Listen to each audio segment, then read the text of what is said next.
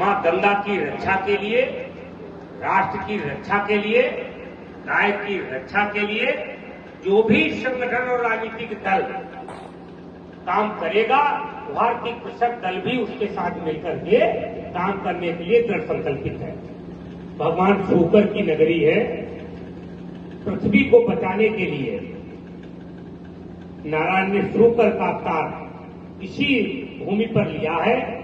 आज इस देश को बचाने के लिए और इस प्रदेश को बचाने के लिए यही शुकर की नगरी से एक अवतार होना है और वो निरंतर इस पृथ्वी की रक्षा के लिए, शोषितों की रक्षा के लिए, वंचितों की रक्षा के लिए, बेरोजगारों की रक्षा के लिए, व्यापारियों की रक्षा के लिए, संविदा कर्मियों की रक्षा के लिए आगे आकर के तत्पर रहेगा और काम करेगा। दूसरा, भारतीय कृषक दल का विजन है कि गोली मारने से सत्ताएं काम नहीं करती। न्यायपालिका का काम न्यायपालिका को करने दिया जाए। अपराधियों, पुलिस का काम है अपराधियों को पकड़ना और पकड़ करके न्यायपालिका को सौंपना। फिर न्यायपालिका चाहे फांसी दे या जो उसके दंड निर्धारित होते हैं वो दंड दे। लेकिन जिस तरीके से देश में जो रक्षक है पुलिस, जो भक्षक हो रही है, ये निरंतर लोकतंत्र का गिरता स्तर है। हम सत्ता पाने के लिए इतने स्तर तक न गिर जाए कि जिस स्तर पर जनता का विश्वास टूट जाए। आज देश में जाति के आधार पर पार्टियां चल रही हैं, धर्म के आधार पर पार्टियां चल रही हैं, धनबल और बाहुबल के आधार पर पार्टियां चल रही हैं। मैं जातिवादी दलों से, बाहुबली दलों से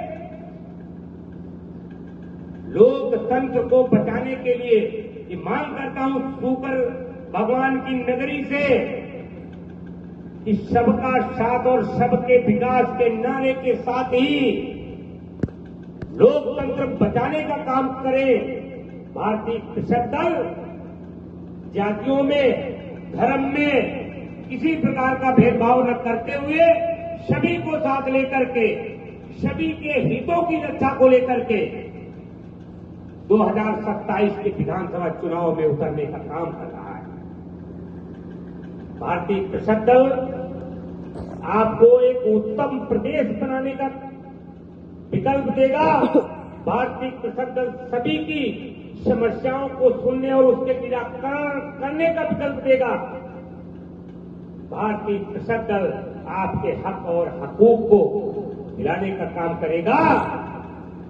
और जो आज खाद की समस्या है, बीज की समस्या है, रसायन की समस्या है, इस देश का किसान धरती का सीना चीर करके अन्न को उत्पादन करके पूरे देश का पेट भर सकता है, पूरे विश्व का पेट भर सकता है, वो आने वाले समय में किसान विरोधी सरकारों को उखाड़ने का भी काम कर सकता है।